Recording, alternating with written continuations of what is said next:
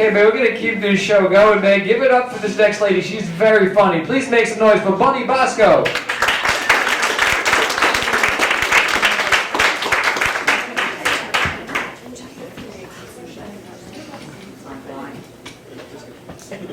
Okay, you can hear me. Okay, good evening, ladies and gentlemen. I'm going to talk to you tonight. I'm going to give you some ideas on what happens as you get older. Okay, not that I know about it, but I'm just going to. Sometimes the supermarket will give you a senior discount, and I go. But when I was online this week, I just didn't fit in with everybody. They had their orthopedic shoes on, their sweats, the thick glasses, the kerchiefs, some had bibs. And then their wagon, they had diapers and toilet paper. But it was summer, it was very hot out. I had on my little denim shorts. I had on my heels, my dark stockings. Obviously, I don't get any sun. I look like an antique hooker. And in my wagon, I had garlic chips and a case of Budweiser. Some restaurants will also give you a senior discount for dinner, but you have to have dinner at 2 o'clock. Because they think that you have to be home at 6 o'clock for a diaper change. Some of the book publishing companies came out with everything now in large print, because they think when you reach a certain age, you get up, you're squinting, and you're blind. So if a book originally had 500 pages, it now has 2,000 pages, because there's one word on each page. If you want to go to the park to read and rest, you have to have a wagon to carry a book. Some of the makeup companies even came out with a pencil that you could fill in the lines in your face. And I tried it. And I fainted when I looked at myself. My face looked like the map of the United States. They even came out with a lipstick that you use that plumps up your lips. Because they think, you know, you reach a certain age, you wake up, your lips are gone. So I tried it for a couple of months, but it wasn't working. Until one day, I was rushed to the emergency room. I couldn't breathe. My upper lip was in my nostril. But my friend was very upset with me. She says, you have to start dating. You have to go online. You have to meet someone. I'm not a modern person. I had no clue what she was talking about. I hung my underwear out on the line with my phone number.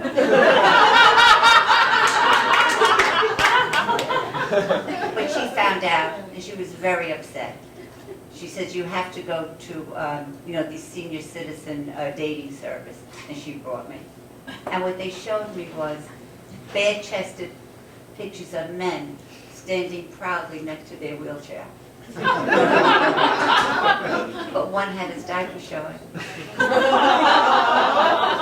And I was turned on.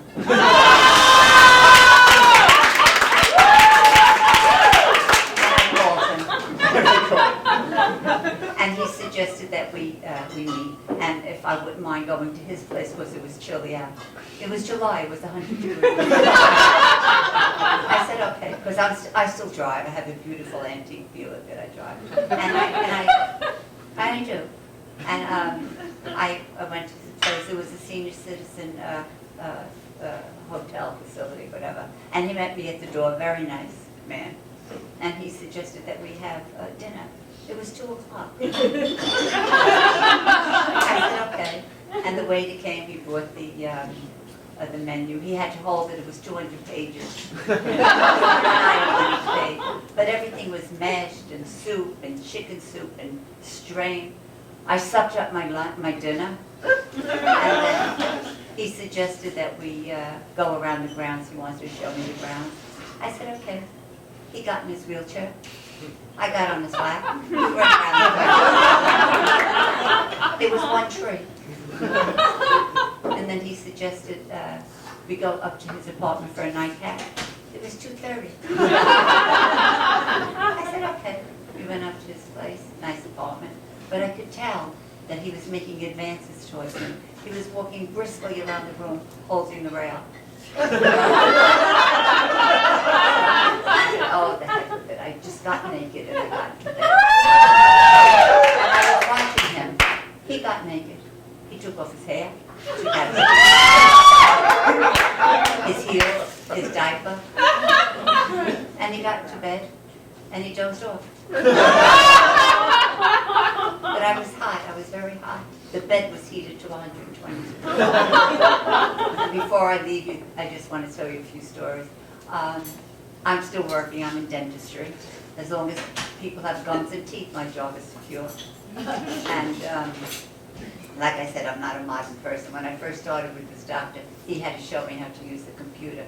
And one day I got there before him. I opened up the computer. And when he walked in, he saw me dangling the mouse in front of the screen, back and forth, back and forth. He said, "What are you doing?" I said, "Well, doctor, when I put the computer on, it said it didn't recognize the mouse." The same day he came to the front, I was making appointments, and he was talking to the patient about burning this and burning this. And I just cut them short. I says, "That's sad. You have people that can't afford to buy this, and you're burning this?" He just took the patient and put it in the back. Wait,